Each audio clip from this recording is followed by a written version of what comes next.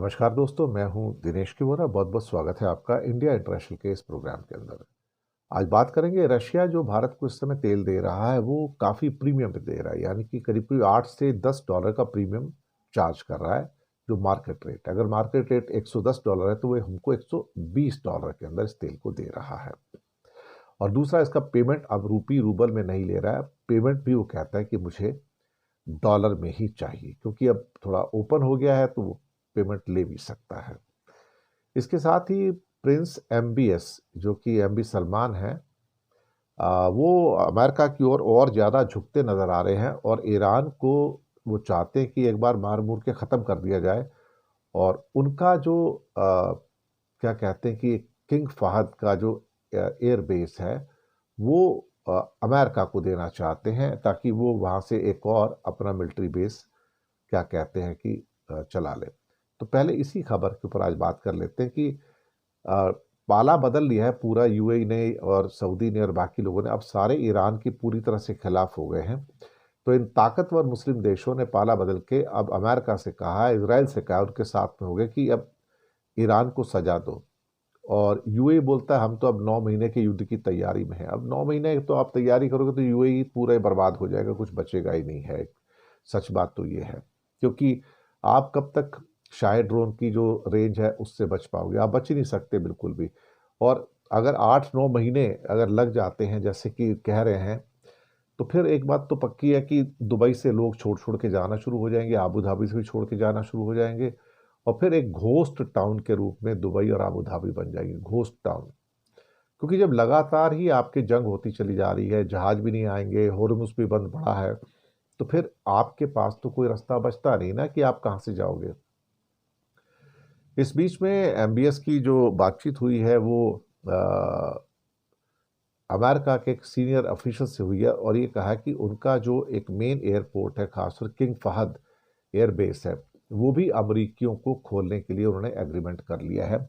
और कहा कि अभी तक तो ये इस्लाम के नाम पर ये जितने भी पावरफुल मुस्लिम कंट्री हैं खुद को निष्पक्ष दिखा रहे थे और ईरान के साथ होने का नाटक कर रहे थे। लेकिन अब खुलकर ये ईरान के खिलाफ आ गए। अब इनका एक किस्म से पता लग गया है कि भाई ये तो शिया सुन्नी की लड़ाई तो है ही है, और भी ये चाहते हैं कि ईरान को पूरी तरह से बर्बाद कर दिया जाए। प्रिंस ये जो फाहद एयरबेस क्यों है? क्योंकि ये थोड़ी सी जो ईरान की मिसाइलें हैं तो उसकी रीच से थोड़ा सा बाहर हो जाता है। लेकिन कब तक बाहर रहेगा? जो कंट्री डिएगो गार्शिया के ऊपर मिसाइल छोड़ सकता है जो 4000 किलोमीटर दूर है, तो फिर आप कहीं भी एयरबेस बना लो तो वो तो दूर ही रहेगा ना। तो जद्दा जो है लाल सागर के किनारे एक बंदरगाह भी है, लॉजिस्टिक हब भी है। लेकिन जब से ईरान ने हॉर्मुज़ को ब्लॉक किया है तो थोड़ा बहुत ये लोग रेड सी से काम कर रहे हैं। हालांकि हूती ने उसको भी ब्लॉक करने की कोशिश की हुई है। अब अमेरिका को इम्पोर्टेंट जो रसद पहुंचाने के लिए, सहायता पहुंचाने के लिए जड्डा की जो एक इम्पोर्टेंस है वो बढ़ती चली जा रही है। और ईस्ट एशिया से भी कई अमेरिका के जो सोल्जर्स हैं वो यहाँ पर शिफ्ट किए जा रहे हैं। लेकिन उनका ईरान की धरती पे कदम रखना सिवाय सुसाइड के कुछ भी नहीं होगा। और भी अपने आप पे एक बेहद और बेहद ही इम्पोर्टेंट यहाँ पर एक बदलाव देखने को मिल रहा है।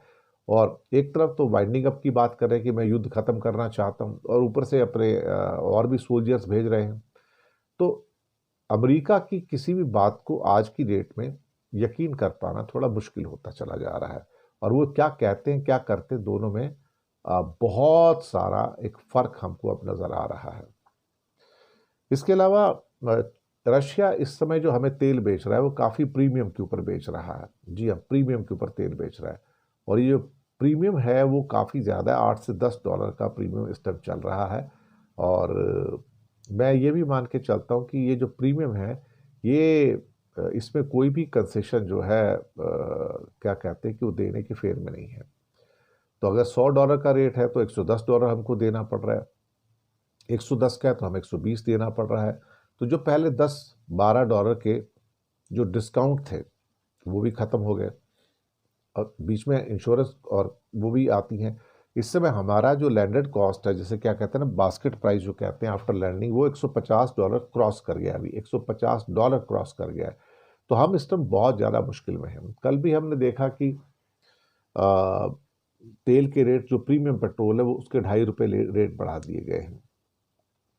इंडस्ट्री के अंदर जो डीजल इस्तेमाल होता है उसका रेट 22 रुपये पर लीटर बढ़ा दिया गया, 22 रुपये पर लीटर बढ़ाया गया। तो ये एक बहुत बड़ा इंक्रीज हो गया। तो इंडस्ट्री के लिए तो ऐसी मुसीबत थी, अब और ज़्यादा मुसीबत हो गई है। साथ ही में रुपया 93 रुपीज़ और 72 पैसा के ऊपर चल रहा है। 35,000-6,000 रुपीज़ के म्यूचुअल फंड्स ने इंडिया में सरकारी बॉन्ड बेच दिए, जो मुझे बहुत शौक लगा, बहुत हैरानी हुई कि सरकारी बॉन्ड बेचे जा रहे हैं। यानी कि सरकारी बॉन्ड के ऊपर भी अब म्यूचुअल फंड को यकीन कम हो गया कि ये हमको रिटर्न दे सकते, ये रिटर्न नहीं दे सकते, तो इनको बेच बाच के ख़त्म करो। और यही करीब करीब 20 तारीख तक हमारे 3 हफ्तों के अंदर अंदर 60,000 करोड़ से ज़्यादा के फाइनेंशियल इंस्टीट्यूशनल इन्वेस्टर्स ने पैसा निकाल लिया है। तो ये भी सारे डॉलर में बाहर गया है। और हमारे पास ले दे के सिस्टम, अगर वर्किंग रिजर्व जिसको देखा जाए, वो सिर्फ $555 बिलियन का रह गया है। $555 बिलियन का टोटल मिला के अब हमारे पास रिजर्व है, और इसका दबाव अब पड़ता हुआ नजर आ रहा है। पहली बार ऐसा हुआ है कि जिसे हम ये कह सकते हैं कि इंडिया के अंदर आरबीआई की एक इमरजेंसी मीटिंग हुई है कल, जिसमें उन्होंने जो जियो पॉलिटिकल हालात हैं वहाँ से निकलने वाली जो कॉन्सिक्वेंसेज है उसके ऊपर चर्चा की है। पहली बार फॉरेन एक्सचेंज के ऊपर बड़ा दबाव बन गया है, पहली बार रुपए के ऊपर इतना बड़ा दबाव बना है। कहाँ 88 रुपये पे रुपया चल रहा था, 87-88 चल रहा था, अब वो 93 72 पे है।